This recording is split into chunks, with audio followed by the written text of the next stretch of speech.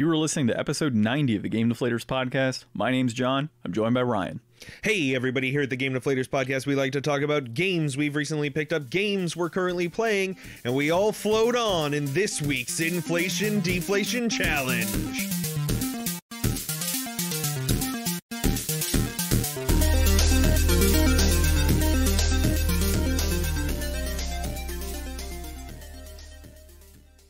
People are really going to start thinking that we're talking about an It video game this go round.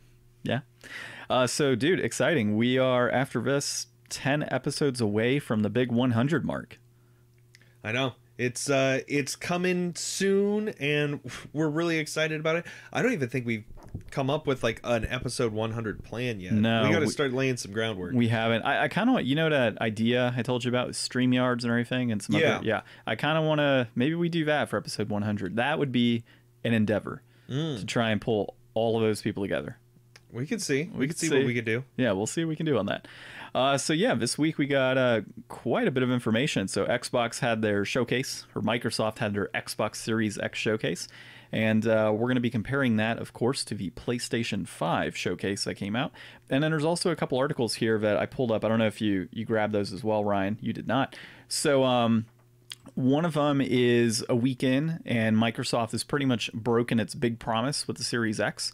And then also there was information regarding Halo Infinite being on a PC and people looking at the graphics and overall laughing because of what they saw. So we'll get into that in a bit. Of course, we'll start off with our big one here. Currently playing, Ryan. I'm excited to finally have you playing a game this week. I'm playing a video game, everybody. Can you believe it? A video game podcaster playing a game? Who'da thunk? So I picked up Dark Souls 3 from John for free $50 this week. I was about to say, like, you picked up Dark Souls 3. Yeah, he walks into my house on Thursday. He's like, so I'm going to borrow a video game. I'm like, all right. Grabs Dark Souls 3. I'm like, all right. Grab Dark Souls 3. Have fun. Yeah. I'll see you back in a week. Yeah, so I finally sent back Final Fantasy VII Remake to GameFly, unfinished, untouched for like the last month and a half, maybe 2 months. I want to say I've had that game since April now, and I think I only played it for like a month. So we did not beat it. We did not get anywhere close to it. I will come back to it one day in the future, but I just needed to get my money out of GameFly, so I sent in, and hopefully I'll see Paper Mario Origami King or Kingdom or whatever it's called. I love the Paper Mario series, but I have not heard great things about this game, so I'm not super excited about it, but I'm gonna give it a try anyways, just because, you know, to be playing something. Well, in the last Paper Mario game, what is it, Color Splash? Yeah. I think was apparently really bad. So I'm waiting for that one to be like $10, which I think it already is. I'm gonna pick up all the crappy Wii U games when I get a chance. Who knows? But Dark Souls 3 is fun. I played some Dark Souls 2. I did the Bloodborne thing. I'm looking forward to Elden Ring. I played some Sekiro, so it's like I'm Souls literate. I get what's going on here. I'm having fun with it. I did the first boss and the first Crystal Lizard without dying, and that was cool. I felt really cocky, and then I died shortly after a bunch of times. I got Vort. That was not a challenging fight. I don't know if it's supposed to be. I doubt it is. I doubt anybody has trouble with that fight, probably, but I didn't, so that was good. I'm feeling pretty confident. My pyromancy is strong. I'm just trying to figure out, like, where am I going to go with my character's build? Like, how much do I want to invest in, you know, the early game weapons that I have? I've got that deep axe that's got, like, dark infusion on it, and that's pretty cool. But I don't know. There's so much to Dark Souls that I want to do it right, because I'm probably not going to go back and play this game a whole bunch of times. I'm just waiting for you to get to Nameless King.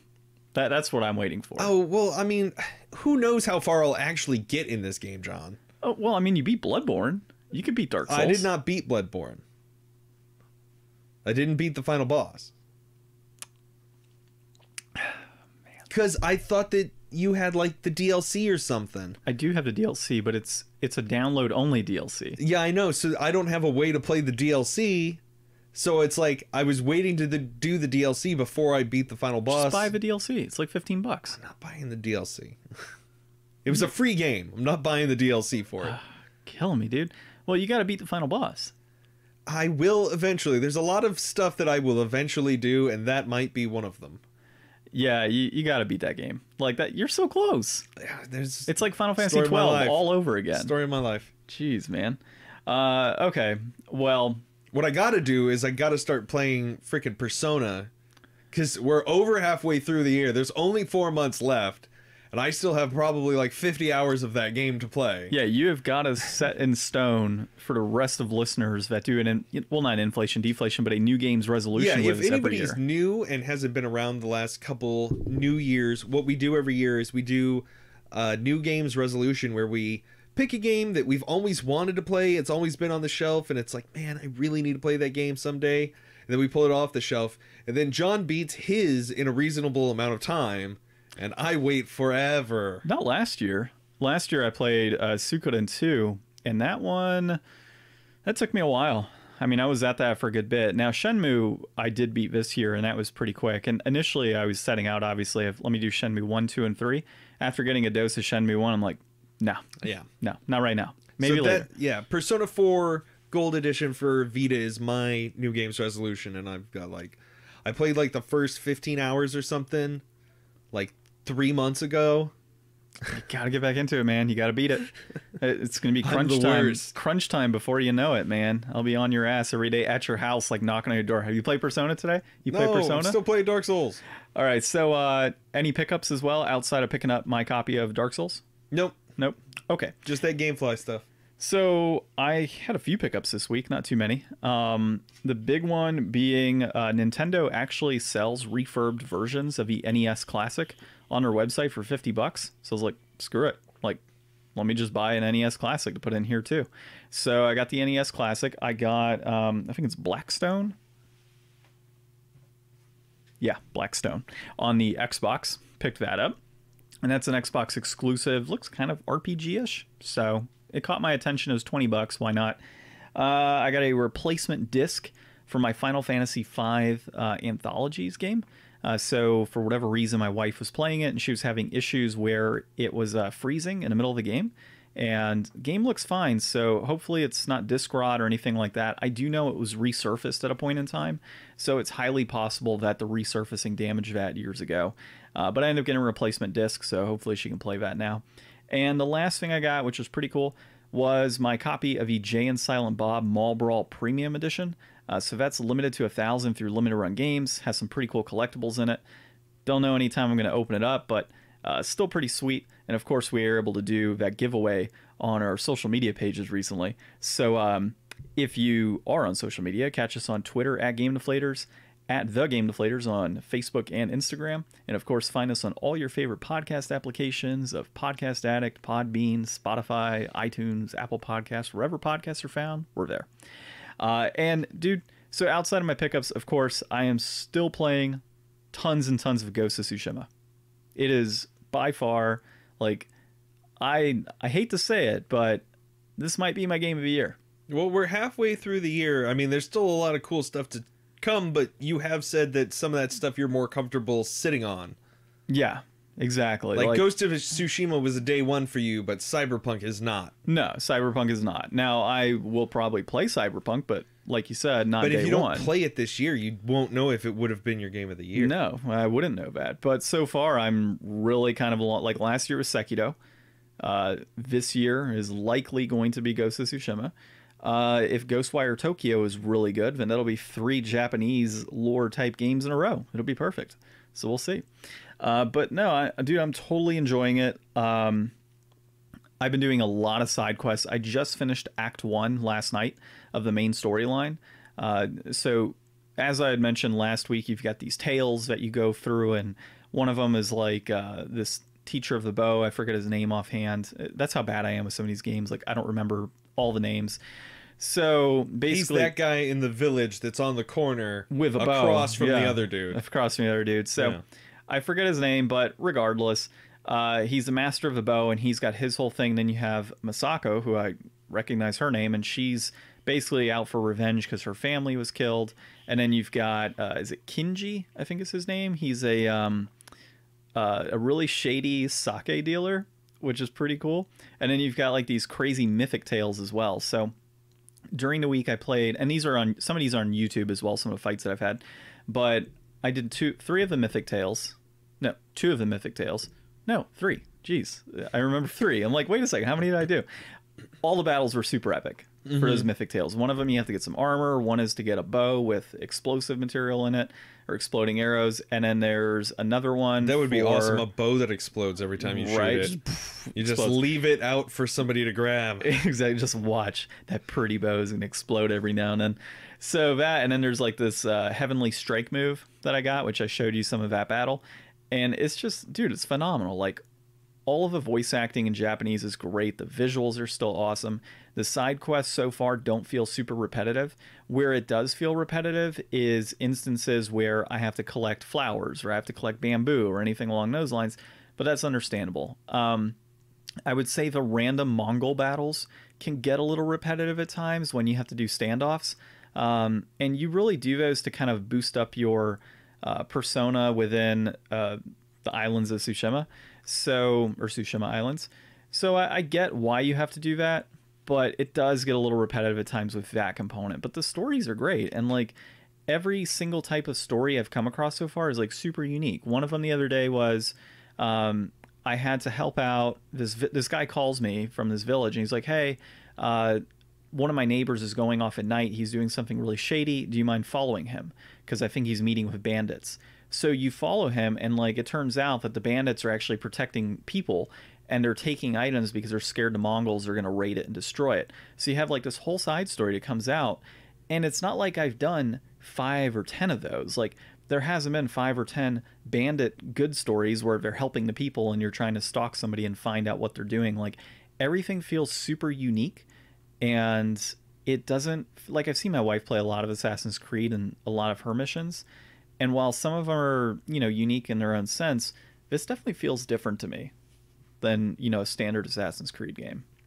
So, well, it should because it's Ghost of Tsushima.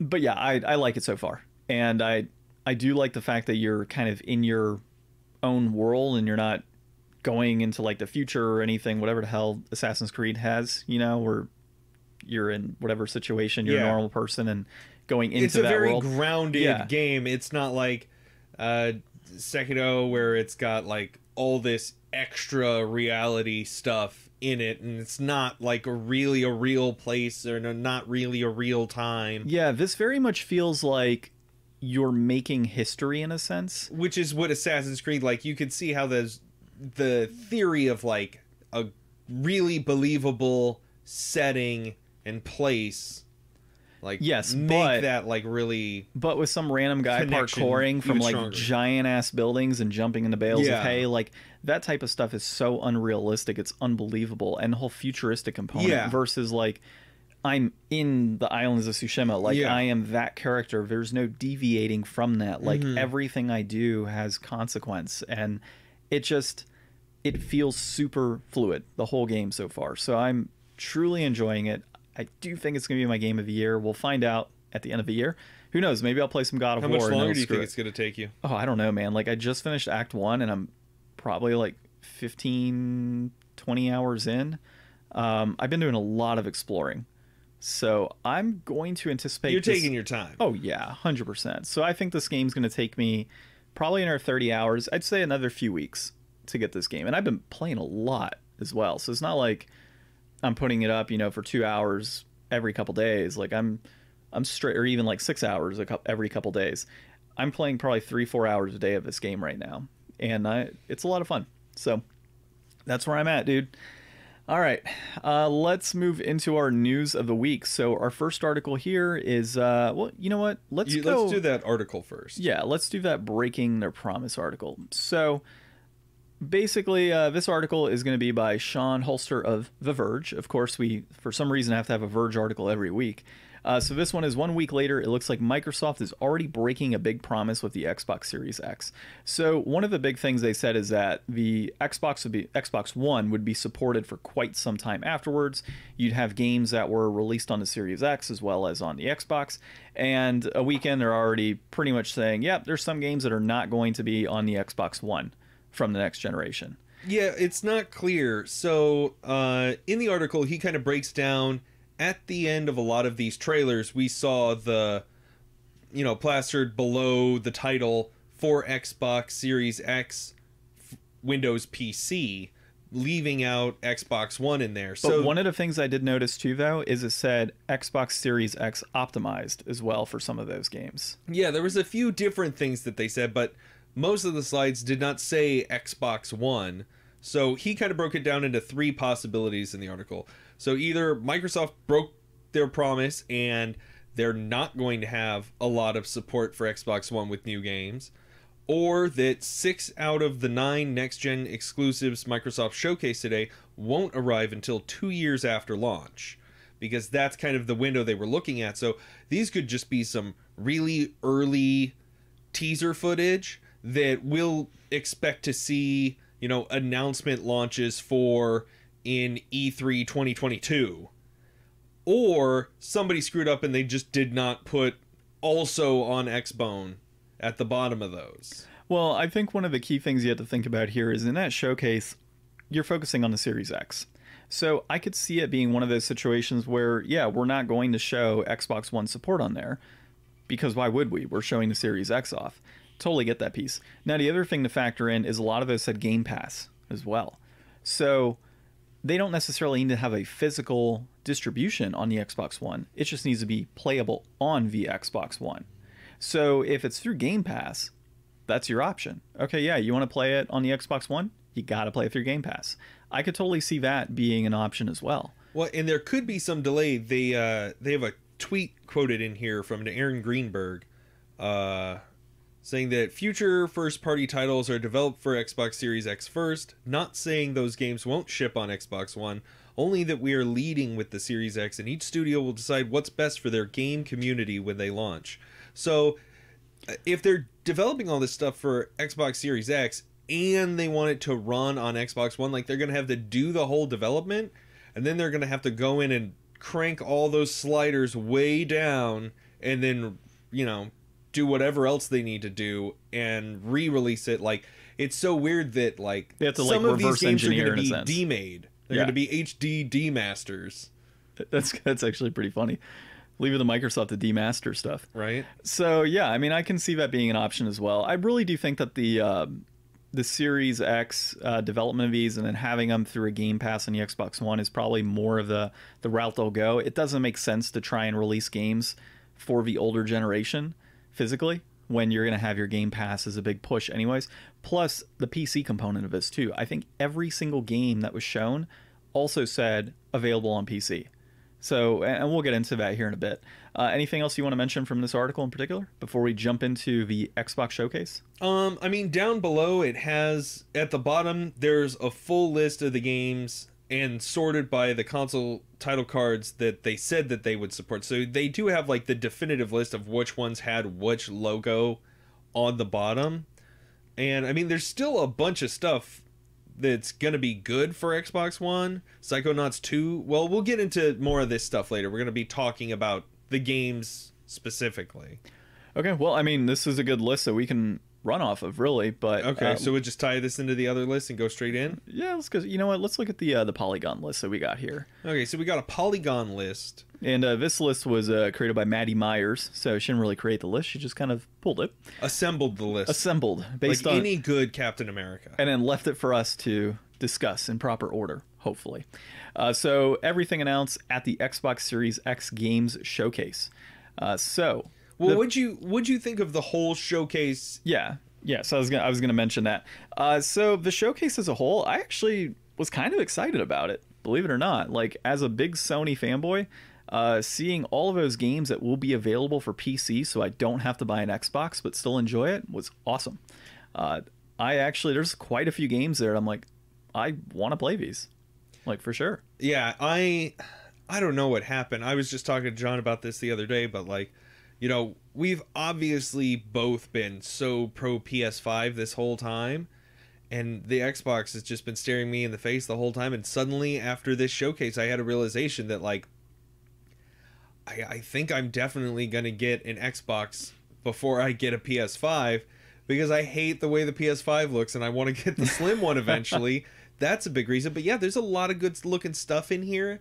And like the Game Pass is just such a good thing. And if all this stuff is going to be, you know, a bunch of this is going to be available on Game Pass, and I'll have access to all the Xbone stuff that I never played, like, it seems like too good of a deal. And honestly, I just like this presentation better than the PS5 release presentation. There was just, and I've gone back and I rewatched the PS5 stuff, and as cool as a lot of that stuff is, it just didn't grab me like a lot of this stuff did. So I would have to say that my plans right now are to make a new PC. And my idea is pretty much just make a gaming PC that I'll be able to render video footage and stuff for us down the road.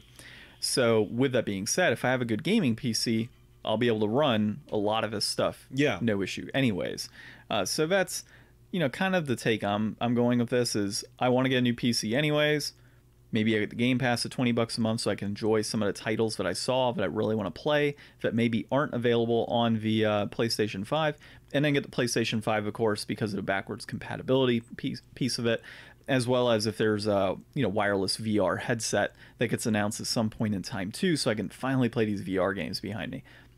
Yeah. So, yeah, I mean, it was exciting stuff. So let's dig into it. We don't have to go deep into detail for every one, but we can give some initial impressions. Halo Infinite was the first one. It looks great. I mean, I haven't played Halo after Halo 3, but I love the Halo universe, and I would totally... I mean, you can't have a new Xbox without having a new Halo. Everybody knows that. I'm still not really sure about, like... It's going to be like some kind of like open world more approach or something. Which is the kind of a take that, I mean, maybe they've seen a lot of success with these open world games, and it looked immediately like when I saw them, like, okay, I'm playing Ghost of Tsushima, and seeing the cart and everything, or the Warthog, you know, going through the map and the objectives and such, I'm like, oh, they're going to go that route. Like, right off the bat, I was like, that's interesting. Like, that's a different take for Halo. It's just weird because, like, the whole thing with Halo being, like, a linear shooter, yeah, like, is because you're moving the story for, like, Master Chief just doesn't take me as the kind of guy who's, like, once he goes somewhere and then goes to the next place, he doesn't go back to that first place again because his mission is still that other direction. Like, he's always moving forward towards the next objective, and it's just like, it can't be any kind of like standard open world, like, Master Chief, we need you to blah blah blah blah blah blah blah and then come back, and it's like, Master Chief, don't come back. Yeah, Master Chief's gonna blow things up. He goes that way forever. He's like, here's like 5 sticky grenades, take these, I'm gonna be on my way. Like, that's how he handles business. Like, he's never even ended one of his games like, well, takes his helmet off and like lays down in a bed and, you know, has himself a drink. Like, he's never ended a game like that, and I don't see him having the leisure time. But well, hold on, you haven't played anything since Halo 3, so it might happen. I guess. Yeah. It'll still be, I mean, it'll be fun. It's a good chance for them to, like, bring in a whole new generation, but we'll see where that goes. Yeah, and then, so there was a little controversy of that as well. After the trailer and such, people were saying, whoa, you know, like, the video footage on here is not that great. And it turns out it's a early development, or they say an early development video or demo that was played via a PC. So that explains a little bit. I forget the name of the guy. How early development can it be, man? This game's supposed to come out in like 3 months. Yeah, so here's what's interesting. I don't remember the specific person that he's talking to, but I was watching on, I think it was Review Tech USA. They had a YouTube video I was watching on this, and apparently they were doing an interview with one of the main heads of Halo Infinite, and he pretty much said, like, look, you know, we showed it to you on a PC, we're in the middle of a pandemic, we've got plenty of time to develop. Each week these guys are making adjustments to this game, and it's looking better and better. You know, on a weekly basis is looking good, so by the time it releases, you're going to be happy with the final product. And he even urged people to go back and watch the trailer that Microsoft has online. So obviously they showed it via stream, so he's like, look, go check out the trailer and everything online in 4K, and you'll be impressed at that point. So I do have to check that out, but, you know, there's some aspects of that you just got to wonder, right? Like, why would you show it on a PC at this point in time? And I know a lot of developers show games on PC when they do these trailers and these types of showcases, but if you're really trying to show the power of the Xbox Series X, why would you show it on a PC? You know, like, it's that far into development that you had a full-blown gameplay video. You should have been able to play it on the Xbox and show that footage directly. So I do want to see a trailer, and we'll see how that looks. Okay, so the next one was As Dusk Falls. That looked cool. It was like painterly and interesting. Looked more like that narrative type of gameplay. Kind of reminded me of that Volcano High School game in a sense. Not the same style. Well, just the fact same... that they both showcased like one of those type of like, obviously this is like an indie story driven, not really a game. It's like, I mean, not to say that they're not games, but not like your traditional like, this is a launch game that's going to show off all the craziness that we can do. Yeah, it was pretty much like their answer, and not to say that they had an answer, but it was essentially their answer to Volcano High School is what it felt like. You know, it did seem interesting. I did find the art direction pretty unique in a sense. It kind of had that cell shade type of look to it, but not really. It's like painterly. Yeah, it's very odd. Definitely different. So that's one to check out. Avowed. I mean, it was a cool looking trailer, not like a whole lot in there to really grab onto too much, but it's set in the world of Pillars of Eternity, which is cool, and it's done by Obsidian, and Obsidian's great. I mean, Obsidian showed off a lot of stuff. Well, yeah. Now, Avowed, the really cool thing about that is, imagine that with VR, that game. Yeah. Like, I mean, we've already got Skyrim VR. Avowed looked pretty good, and I mean, we're talking Bethesda developers who are, you know, have gone off and made their own studio, essentially, with Obsidian, right? Well, Obsidian was its own studio. I thought Obsidian, didn't they make the other game? Hold on, I'm trying to scroll down to it. Oh my god, Outer Wilds.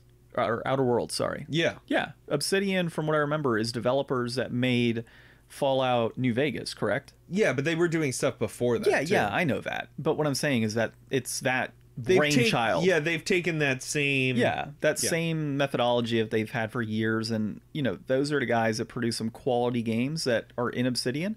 So I mean, I know it wasn't super exciting at first to watch that, but I think that could be a sleeper, man. It'll be cool once we see some more. That's the thing. It's like you only can see so much that they show in these, and it's like it's always a great first impression, but you always wish that it was mostly just gameplay. Like, just give me like a good solid gameplay trailer. Like, show me what the loop's gonna be, show me like why I'm interested, like what I'm actually gonna be doing. Like, you could show me a really cool looking arrow flying through the clouds all day. Yeah, no, for sure. They did have a little bit of gameplay in that video, but not so much. Okay. Next up, no gameplay at all for this. This was actually like the final big reveal. I don't know why it's here in this list, but man, Fable. Fable making a comeback. I love Fable. I was talking to John a few weeks ago about Fable. I want it.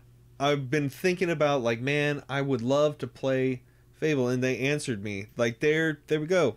I mean, this isn't going to be you know, is it going to be a full remake of the first one? Is it going to be like a new I think it's a title? new entry. Are they doing the God of War thing where they're just using the name again? Well, so it doesn't have a number tied to it. You know, maybe it's a reboot. I doubt it, but it could be. We haven't looked too much into that. Or maybe it's just a continuation through a different, you know, a different character. Who knows? Who knows? I personally haven't been able to play the Fable games because I haven't really been a big Xbox fan. Yeah. Although I've been picking them up, well, really Xbox games in general, I've been picking those up over the last several years. And I want to say Fable was re-released on the 360, wasn't it? Mm-hmm. So I'll probably pick up. Yeah, so I'll probably pick up that version in particular, just to play it through at some point. It's great. Yeah, it does have like, you do certain activities that determine, you know, chaotic evil or neutral or good. Yeah, right? yeah, like, yeah. You change your path essentially throughout the game, and create your own Fable. I guess is really the point of it. You level all your stuff up by using it. So like, the more magic you use, stronger your magic gets. The more arrows you shoot, the more shooty your arrows become. Yeah, I've always heard great stuff about it. The trailer that they had here didn't reveal a whole bunch, but I've heard enough about that series over the years. It is one I want to get into. Forza looks cool. It's a beautiful looking game. So here's a question for you. Compare it to Gran Turismo and what you saw of Gran Turismo. Well, I don't know. I think that they're so similar, but I just think Forza games, since I don't play any of those games, I've always thought the Forza games look cooler than Gran Turismo. Yeah, I could see that. I mean, I really haven't gotten into. I mean, honestly, I haven't gotten into any racing games for years, as we talked about in that previous episode around the PlayStation 5 reveal. But you know, it's a racing game. I think at the end of the day, they're all going to look beautiful. They do put a lot of work into both of these series. So the Forza series as well as the Gran Turismo series have kind of been staples of both of these consoles over the years. And they're going to put everything they can into it to make it that premier type of racing game. Making cars look sexy is what the car industry does. So it's like they've already given you, like, you don't have to come up with these gorgeous designs because they're already out there in the world. You just have to virtualize them. Yeah, you just make it look as pretty and close to real as you can, and they do an amazing job. Well, and then it even has on here, you know, they're going to have ray tracing, native 4K, and 60 frames per second. So the future of game consoles is here. Obviously, I hope all the people who work on Forza games have nice cars. I doubt it.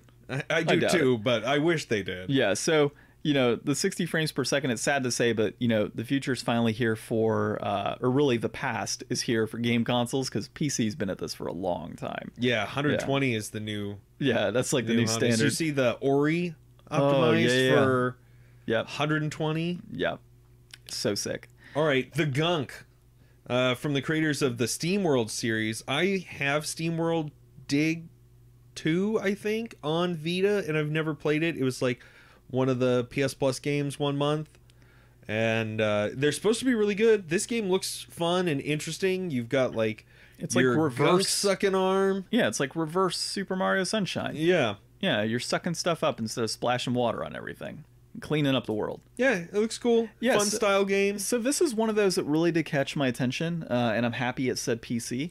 Now, they didn't really say, and I mean, it wasn't on the PS5 showcase either when we watched that. They didn't say which ones are definitely going to be multi-platform, of course, because they're not going to support, you know, another company's logo. So it does make me wonder how many of these are truly exclusive, timed exclusive, just announcements, or just announcements. I mean, there's a ton of PS5 games that were shown that weren't, you know, from the very get-go, they were not going to be exclusive titles. It was multi-plat. So it does make you wonder. All right. Next up, Phantasy Star Online 2 New Genesis. This is just more Phantasy Star Online 2 for people who like Phantasy Star Online 2. If you are those people, I'm happy for you. It looks cool. I will not be playing this title.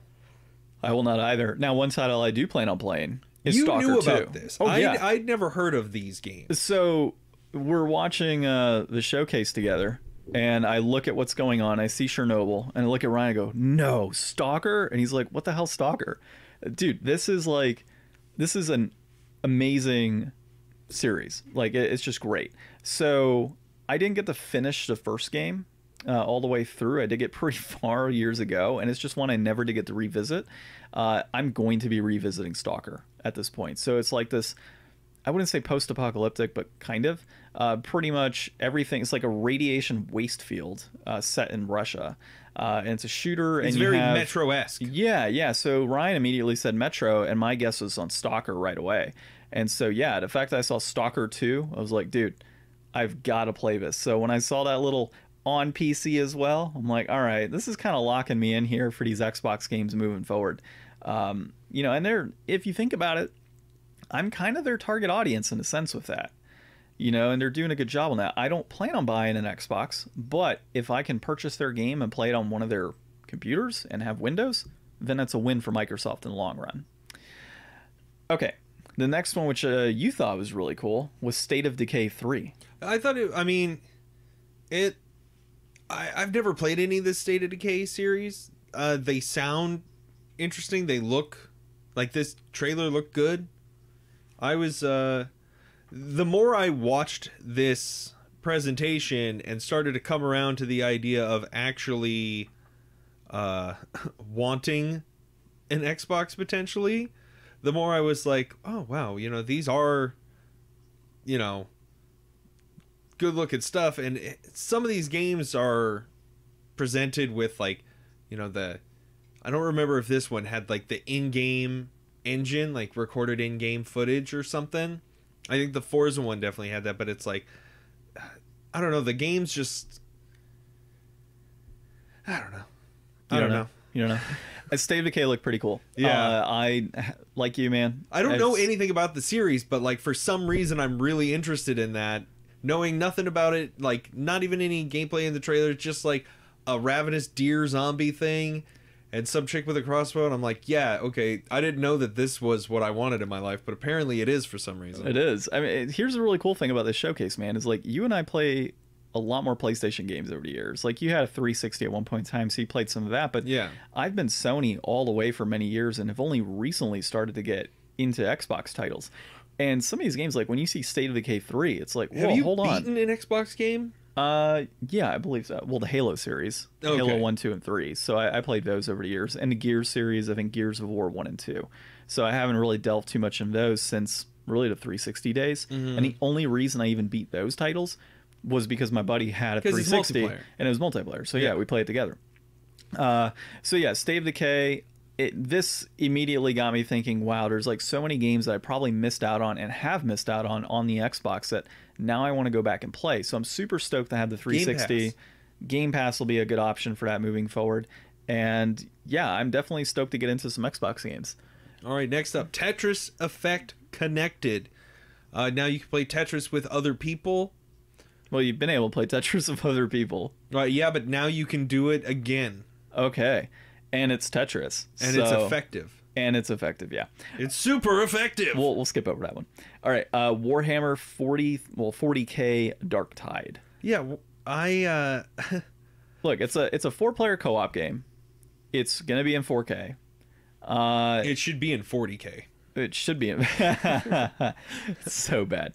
Look, so I mean, it's a It's gonna series. be sick. It's gonna be chaos. Yeah, it's gonna be nuts. So Well, no, chaos is a faction. Like I'm pretty sure that like that's a group of what are they? The Republic Commandos or something. I can't remember what they're called. I'm gonna get killed by the Warhammer people out there, but well, look, I've got Warhammer. was Imperial this- Guard. They're Imperial Guard, and they're going into this temple, and then it looks like there's some crazy like chaos zombies or something going on the side. I like the 40K universe. I played a lot of I painted a lot of 40K miniatures, and I tried to play the game. I liked the and then you realize how damn expensive Warhammer actually is to play. yeah, I liked the Space Marine game on 360. That was fun. I have it on PS3, so I do want to play that. Yeah, the what are the Warhammer 40K RTSs for PC? I played the first one of those. That was fun. I've got one on the PS2 as well, actually. There's a bunch of There's cool a lot. stuff. Like Warhammer took this approach. I heard somebody talk about this once, where they basically took their license and just shotgunned it out there, and they were like, "Hey, man, anybody who wants a piece of the Warhammer property to develop stuff for it, go nuts." And like through doing that, they got a lot of people to develop a lot of different games and eventually find some success in there, instead of putting all your eggs in one basket and just letting one person develop one game and hoping that that's going to be a success. Well, yeah, I mean, that's definitely a good approach because, of course, if that one developer screws it up, then the whole franchise is kind of down the tube anyways with the video game series. Versus, yeah, you're right. Like, if you have multiple developers taking on this, you're going to at least, if you have 100 people developing, you're going to get at least And- one, right? Yeah, you get the name out there. Like, a lot of people aren't really familiar with what Warhammer is, probably, but this isn't going to be the first time people have seen the Warhammer logo associated with video games. Yeah, exactly. Okay, so the next one was Crossfire X. You know what, man? It's another shooter. It uses Unreal Engine 4. It's a shooter. It's developed by, I guess the campaign developer or control developer, Remedy Entertainment. So Control was supposed to be really good. I would still like to play that. This doesn't really interest me. It's just another like modern military shooter of some kind. yeah, over the years, there's just been so many shooter-based games like Battlefield and Call of Duty, and you've got this, and it's just There's so many of them. I'd rather be shooting aliens in Warhammer Yeah. than yeah. shooting Or Halo. than another game where you've got an M16. Yeah, it kind of over the years is really, I don't know, it's just not something I really like anymore. So I guess, I don't know if you call it a evolution or de-evolution. I mean, this was like a really popular game. I didn't even see this before. So apparently, the original Crossfire became the most played game by worldwide player count, but that was a decade ago. Yeah. So this could be really big, and I guess I just don't know anything about it. You know what? At the end of the day, it's another shooter. Yeah. That's really what it is. So, Destiny I mean, we'll 2, find out. Beyond Light, And more also, Destiny. If it is not another shooter, please let us know. So maybe there is some interest for us. Dude, Destiny 2 I don't think was in the showcase, was it? Yeah, it was. Oh, it was? It's Okay. just more Destiny 2. Destiny's cool. I played a ton of Destiny, but, I'm not going to play that again. Everwild, this one looked awesome. This is the rare one. And it had a Sky Bison. No, it didn't. But it had something that looked like Appa. Yeah. It was close enough. it looks really gorgeous. Big fan of rare. Well, Both and of us. And it has that, like, Breath of the Wild type of vibe to it. Plus that, like, it did have that type of artistic direction that we've kind of grown to know and love over the last few years. So it did immediately catch my attention, and I'm so disappointed that Microsoft purchased Rare years ago. It'll be fine. I know. Next up, another Obsidian game, Grounded. This one looks dope. This one was a cover for Game Informer magazine a few months ago, and I read some stuff about it. It's like, Honey, I Shrunk the Kids Fortnite. Yeah, so these last two games, or not last two, but these next two games, Grounded being one of them, were the ones that I felt were the coolest out of this entire showcase. And I do like, I mean, you know how I am. I like world building style games. Yeah. So anything I can do to like build up society and build buildings and also play a game and collect and everything else. Have you played the Dragon Quest Builders? Those are supposed to be Dude, really good. I want to so bad, but I don't have time. There's so many backlog games. It's on my list of stuff to purchase. It seriously is. So I do like that style of gameplay. I'm not a big fan of Minecraft, but something like this, I do like. Like picking up like blades of grass and rocks and twigs and making weapons and making buildings and being in like this different setting is just super cool to me. Like you always have that thought in your head of like, what would it be like to be an ant or a bug or something like that? Like, how would that world look? This kind of puts you in that situation. Yeah, and it's so, a great idea for a game. Like, yeah. I can't imagine there haven't been like, there's been plenty of games that have played with this, but usually when I've seen it, it's been more of like an Alice in Wonderland type of approach to getting smaller. Yeah, not like this. Yeah, rather than like Kids in a Backyard, which Honey, I Shrunk the Kids is such a classic movie. Like, I'm sure that there's video games, like poor Super Nintendo games of that, but like, this will be fun. Yeah. This would be a good one to play and just hang out. Yeah, I'm excited. And if there's any, and there is co-op. So, I mean, this is one that, if I get it on PC and you get it on Xbox, we could totally play this one together. Oh man, we gotta hurry up. We got a lot more stuff on here. Oh, we do? How much more do we have? Well, some of these weren't shown. All right, well, Medium was shown. Me and John both think that this was probably the coolest thing we saw. Yeah, so Medium I liked a lot. It's basically it's a dual reality, basically. It reminds me of Silent Hill. Yeah, it like The Room, actually. Where Silent there's Hill, like two versions of the world. Yeah, it definitely did remind me of that. There was a creepiness tied to it. It's supposed to come out in 2020. I'm really crossing my fingers that it comes out on PS4 as well. But if not, PS5, we'll see. At worst case scenario, PC. So I thought it was pretty sweet. You definitely got to check out the trailer on that one. As Ryan said, multiple realities. One of them looked like one of the people looked like a magic user in that other world. Yeah, something. Yeah, it was super crazy. And they had like during the trailer, you got both sides being shown like at the same time, or it flips really quick between it. So you have like the one character who's walking through a hallway, and then they quickly transition to the other to show you what that reality looks like in the same walking. So I thought that was cool. Next up, Obsidian again. Yeah, so this is just looks like what, an expansion, right? Yeah, just more content for Outer Worlds. You like Outer Worlds? Get it. Yep, Peril of the Gorgon. Peril on Gorgon. Peril on Gorgon, or of the Gorgon. Either way, that one looked pretty interesting. Outer Worlds is a game that I've had my eye on, but dude, if they're going to continually start pumping out stuff like this, similar to what they've done with the Fallout series, I'm waiting for a Game of the Year edition. So, Psychonauts 2 was the next game. If you played the first Psychonauts and enjoyed it, this looks like it's going to be more of the same. And just I would as love much to fun. play Psychonauts. I've never played it. It looks fun. I've got This it on looks the fun. Xbox. Yeah, I'd like Yeah. to play them. I think it was released on the PS2 as well. So that does kind of, you know, I this think is it was one of an those. Xbox original title. Yeah, it was, but it was on the PS2 as well, and they had a PS4 release as well for another one. Plus, there's the Psychonauts VR that was also released on PS4. So this is one of those that, unless Microsoft purchased a studio that makes this, and I didn't know, this will be multi-plat. Gotta love Double Fine. Yeah. Okay, so tell me why it looks like the next entry. Yeah, it is. It's pretty much the developer that made Life is Strange. This is pretty much another game in that same nature, apparently. Or it's the next type of game from that developer. So it did look fairly interesting, but, you know, after playing Life is Strange 1, I don't know if I'd really want to play another one of those anytime soon. You know, it had its fun, it had its moments, but if that's all this developer is going to make, I don't know if I'm interested. So I definitely want to at least see more of this game and be, you know, with an open mind as to what they're presenting. But it didn't really pique my interest. How about you? No, I'm just not into that genre. It's not really up my alley. My wife loves the Life is Strange series, and I'd rather play something else.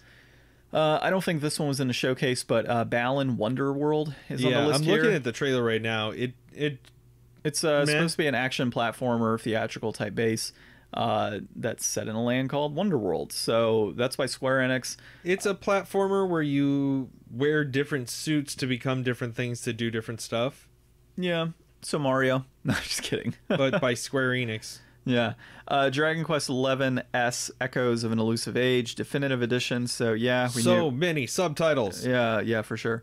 Echo Generation. I don't know if you saw this one on the trailer. I don't believe this was No, I part didn't of it. see this one there. Okay, so Echo Generation. I watched a trailer today actually on that. I one. think all of these from there on out are all not ones that were shown. No, the Ori was shown. Yeah.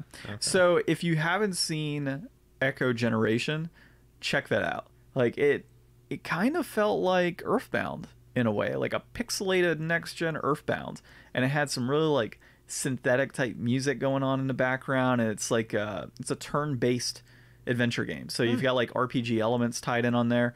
It looks pretty cool. Yeah, this does look really cool. Yeah, so that's one that was another one that piqued my interest, and that one I watched after the fact.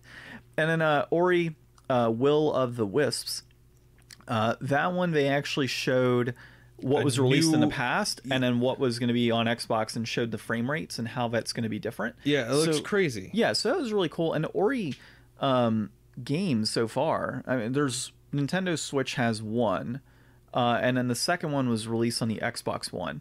They look beautiful, dude. Like the artistic direction on those games is phenomenal. So that's one that really does draw me in. That was a like already really good looking game, so it's being made to look even better. So who knows? Like we've been absolutely just landslided with HD remakes of stuff, and I mean we got the Demon Souls remaster announcement with the PS5 and stuff. So it's like they're never gonna stop just trying to sell you the same old game with a new shiny coat. But man, if it doesn't look like it's worth it Yeah. when you see it. Yeah, Ori But it's like, good, what am I man. gonna do? Like, so this is supposed to be like up to 8K 120 hertz. You got to get an 8K TV, Ryan. Yeah, but that's the big barrier of entry. Is like, okay, so I guess I need another new TV. I just got a new TV a couple years ago. You'll probably be able to stick with 4K for a while. Like, I don't plan on getting 8K TV for a bit. Oh my you gosh. Know? Okay, so we'll jump into the PS5 games that were shown, and then we'll do a quick comparison before we go into our inflation deflation Well, of this week. We've already seen all the PS5 stuff. Yeah, I know. I'm just gonna, Just I'm what just do gonna you list think it. on here is comparable? I'm just going through the list really quick. You had Astro's Playroom. You had Bug Snacks. Let's see. Deathloop was the other one. Demon Souls. Destruction All Stars. I don't think Dustborn was on there, but it might have been. We've recently seen Far Cry 6 for both consoles. Ghostwire Tokyo. Godfall was another one. Goodbye Volcano. Gothic apparently is going to be on both consoles. Gran Turismo 7.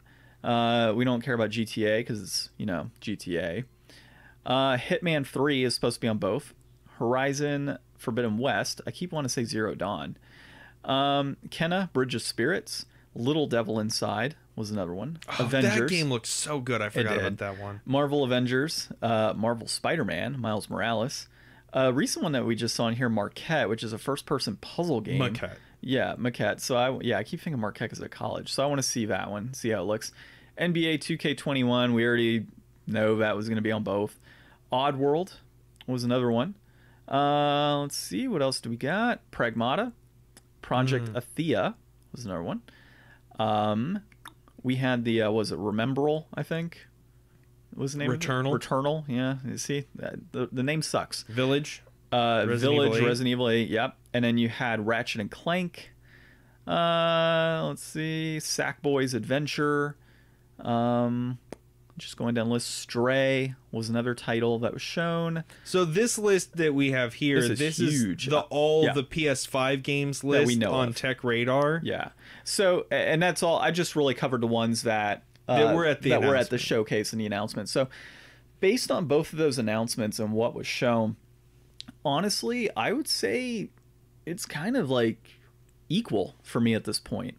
There's some games I'm excited about on the PS5, but there's a lot of games that feel like new IPs on the Xbox that, well, I mean, they are new IPs, but games on the Xbox that I really am interested in playing over PS5 games. Like, there are quite a few, actually. So I would have to say it's even for the part that, you're going to have your God of War, even though it wasn't showcased. There's rumors it's coming out pretty soon, at least a trailer. You've got Horizon, which was a phenomenal game. The Spider-Man game was great. Stray looked interesting. So there's plenty to like about what's going to be on the PS5, but there's a lot to like on the Xbox Series X as well. And of course, PC, where it'll be living too. So, dude, having seen both of those showcases, are you more excited about the Xbox, or are you more excited about the PS5, or are you kind of just excited about the next generation in general? I mean, I've got a super, super good cop-out excuse because I can just say I don't like the PS5's design enough to buy it. So I don't really have to make a choice because I'm going to get a PS5. I'm just going to wait for a better looking one. And then the decision is just, do I buy an Xbox Series X? Or do I wait and see if they're going to have like... If they had a $40 like a month for an Xbox Series X like digital edition, or if the regular Series X will play all Xbox One and 360 games and Xbox stuff, like that's like such a backwards compatible monster at that point. Like you couldn't help but buy the disc edition for an extra $20, but it's like, would I pay $60 a month for an Xbox Series X? Maybe not. That might be a little too much. But if I could pay like $40 for a digital edition, I'm going to only be using the Game Pass. It looks like all the games I'm going to want to play are going to be on the Game Pass anyways. Like, that might be tempting enough to pull me. Yeah, I mean, it's all going to come down to pricing. We don't know what any of this stuff is going to cost. No, it could be $700. I saw speculation that it was like going to be $450 for the disc one, and then like $350 or $300 for the digital edition. And I was like, I can't imagine it would be $150 less, but I don't remember what I noted. I want to say I said $450 on a disc-based version of the PS5, and then you'd be looking at about $300 to $350 on a digital only. Mm-hmm. We'll find out. I mean, they could surprise us, go even lower. I doubt it. But dude, so looking at it, from the perspective of just wanting to play a lot of these games, I'd have to say I'm just excited for the next generation in general. Yeah. I'm not leaning towards one way or the other. Like, I would probably lean, I guess, I'll step back on that.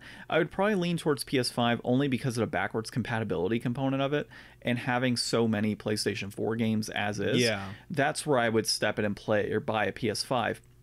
Versus the Xbox, I have options, right? So I can get a digital edition and not really care because I don't have a big library of Xbox games. Or I just soup up a PC and play the games on PC and buy an Xbox controller. So I'm excited for all of these games. There's going to be a lot of new ways to approach the next generation. Yeah. And We've got options. and the fact that like both of us are interested in the Xbox at all, or even I guess just the game lineup at all, is a real testament, because like I did not feel any of this at all with the Xbox One launch. So it's like they've really become successful enough to bring me back and to want to be a part of the fold again. Yeah. You know, there's just something about how well they've done with this approach that I'm game again. Yeah, and it makes you wonder what Nintendo's response is going to be to all of this too, because I mean, Nintendo doesn't need to respond. They're going to keep well- making Zelda and Mario, and we'll all buy them till we die. okay, yeah, you're right. They're not going to have a next gen console. Who knows what they're going to release? Okay, so of course, let us know what you think about the overall next generation, what's happening on our social media pages. So Twitter at Game Deflators, and then Facebook and Instagram at The Game Deflators. And of course, catch us on all those podcast applications if you're listening. If you're catching us on Podcast Addict, thank you. If you're on iTunes or Apple Podcasts, whatever they've got going on there with Apple, leave a 5-star review. We would rather have 6, but leave a 5-star review for us. Okay, dude. Next thing. Oh, and at thegamedeflators.com. Find us on there. Okay. Our inflation deflation of the week. This week we did Gravity Rush. Oh man, you're hiding everything. All I see Gravity is the title. Rush. Gravity Rush was developed by SIE Japan Studio Team Gravity, published by Sony Computer Entertainment, directed by Keiichiro Toyama, and it came out in the US. We played the PS4 version, by the way. So that version came out here, North America, February 2016. Original released on the Vita in 2012. I've played the Vita version. This was my first time playing the PS4 version. I think Gravity Rush is a dope game. I think it's a cool art style. I think it's a cool world with cool powers. And I've obviously never beaten it because it's a game that I've played. Well, yeah. Here's a couple interesting things on it. So it takes place in a world of Hexville so far from what we played. And you play as Cat, who has a cat with magic powers, it seems, so far from what we went through. And there's like black miasma coming out of the sky, destroying this world of Hexville, and you're running around doing missions from what we played. Yeah. And of course, you got the battle component and the floaty component and whatnot going on for the gameplay. One key thing to point out here before we move forward into the overall game and pricing and everything else is this was released exclusively through Amazon. So you're not going to find it anywhere else outside of now GameStop and eBay.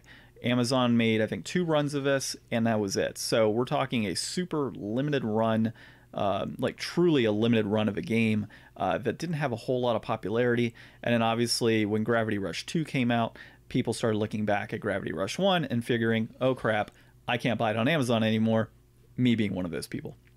So, dude, so I agree with you. I thought the artistic direction of this was awesome. I've started to like more and more of that cel-shaded style of game that this delivers. I think the comic style approach on the comic dialogue presentation for was the cutscenes that's is super fun. really cool, and they do include some of the audio components in there too. So if somebody falls in a comic, you hear it. I wish that I wish that there was like a comic app that just presented the panels like that, like one panel flying in at a time, like with direction and effects and sound and stuff. Man, that would make comic book like reading super hype. Yeah, for sure. I mean, it is super hype If you already, just right? sit back on your TV and just like hit X on the controller and it's like, whoa, she, whoo. We're talking about Mr. Hates DC. Okay. So, dude, so the only qualm I had with this, at least early on, and I know this is something that will get fixed as I progress through this game over time, is the controls. So having to decide if I want to shift with the overall control and move it in general directions to be able to, you know, get my float where I want it, or if I use the right thumbstick. Well, basically what you want to do is use the right thumbstick to dramatically move your camera, and then you can just use that for little last second fine tuning. Yeah, and it's something that I wouldn't say it's bad, right? That's something that will, over time, it's like any game. You got to It's get muscle used to the memory. control. Yeah. So that if anybody doesn't know what Gravity Rush's big shtick is that you can change your orientation of gravity. So you just aim your controller up into the sky, and all of a sudden gravity's going that way. You aim it at a wall, all of a sudden gravity's going that way. So you could just like whoosh flying, but instead of flying, you're really falling in whatever direction you're going, and it's a totally different kind of control style than what a flight game would be, because you're going down instead of forward. Yeah, exactly. And then obviously your gravity doesn't stick for long, so you could be like way up in the air, and all of a sudden it's like, oh, your gravity ran out, down into the ground, you know, where you were. It becomes very fun and very it's interesting when you're in battle, because you can float stationary and then like just bounce between enemies, and you can get really good at your controls, and you can be like pretty fast at moving around, and it becomes like a really fun playstyle the more you play. From what I can remember, the story is like okay, but like the missions and stuff, it's a lot of flying around collecting crystals and stuff and smashing a lot of those same like pretty generic mob blob so things. It's got some repetition tied into it. It's a really compelling presentation, and I don't think that you really need to push that too far to be really successful. And this is a like really well liked game, but I feel like the reason that they never were just like smash successes is because there are certain things that hold this game back from being like more than like a critical success, fun really. novelty. Yeah. Like it's not like what Portal was, with its unique approach to some kind of simple mechanic that really played out in they could have developed this or changed just the mission structure or something to have made it more compelling to go back to play and finish, is what I remember. It's been a few years since I played it, so I can see that. So actually one of the guys that we know, Church over at Game Grinder, did a full review a while back, so you can check out his on at Game Grinder. So he did a Gravity Rush review, and he liked it a lot. So I was really compelled to like play this game based on his review. In fact, his review is a reason that I even wanted this game to begin with. Like I saw them, I was like, okay, this looks really dope for sure. Well, let's get down to what it would take for you, the listener, to own this game. Go ahead, Ryan. He hid all. So we normally have like a nice TV with all the prices, and I can see it, and we'll switch off. No, he didn't include it. Flying by the seat of our pants for this week, John. It's the theme of the game. Ryan was so excited to record this other episode we had planned, and then and I'm like, no, Ryan, we have to talk about the Xbox. Well, damn, it's like 3 weeks in a row now. I can't do this other episode. All right, so Loose. $11, and that peaked when this game came out. Wait! It's not loose $11 for Gravity Rush. You're looking at the Vita, dude. There's no way. Gravity Rush 2. Sorry. Yeah. I was like, there's no flipping way. Yeah, $11. I didn't think so. Okay. Oh my god. Gravity Rush Remastered. Sorry, $117.45 loose. Thank you. And that peaked. That should be its peak, I think. Peaked last month at $122.50. Complete in box will run you $136.81. That also peaked back in June at $143.26. Not Gravity Rush 2. That's what I was looking at. Wait, did you just say it's 186 right now? No, 136.81. Oh, 36. God, man, I got both your loose and your complete like jumbled for some reason. Yeah, I'm doing a bad job this week. He's doing a terrible job, folks. So so basically we're looking at about $130 right now. $140 a month ago, which is about when I got it. The original Vita is, just so you know, $35.61 loose and $44.95 complete in box. Much more reasonable. Yeah. And the PAL version is super cheap. The PAL Gravity Rush Remastered is $24. Yeah, and you can play that. So they actually have I think they have two versions. I think they have a Chinese version with English subtitles, and then they have one that's, just a PAL release. So you could play those on your PS4. I mean, there's no region lock, so you do have that option. But as a North American game collector, of course, I have to get the other one. Yeah. Okay. You don't want all those PEGI ratings. No, I've already got a couple PEGI ratings, like PEGI 16, and I still wonder what the hell PEGI means. So, all right. We're looking at complete from a collector standpoint on 136 right now. I bet everybody knows what we're going to rank this one, Sean. You know what? I might surprise you. So I paid $60 for this copy because I found a GameStop that randomly had it one day. And I haven't gotten all the way through it yet. But I'm going to put this up to the same standard we did for Castlevania when we had the Sega Saturn Shiro podcast on. That game was super flippin' expensive on the PS1. I think it's like, what, 90 to $100. And we deemed that the price itself was inflated, but the game itself was worth playing. So if you were to come across it at a good price point, or if that's something that you're super interested in playing, it was okay for that price given the game.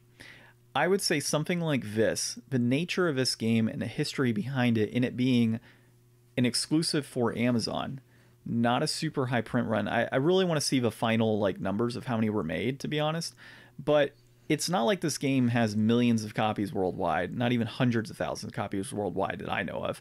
So I would say from a $136 standpoint, if you look at the rarity component, like the legitimate rarity component tied to it for a PS4 title, and you look at it from that end plus the gameplay, I would say it's inflated in price. But if you say found a copy for $100, it would be a pretty good deal. Only because of that rare component. If you take the rarity out of it and just say, hey, like the Godzilla game, for example, is another one of those like rare games. I don't know if any game this generation is worth 130 something. Plus, you've also got to factor in, what if it gets re-released? What if it's on the PS5? You know, there are digital versions of this game out there. There is a Vita version that's out there.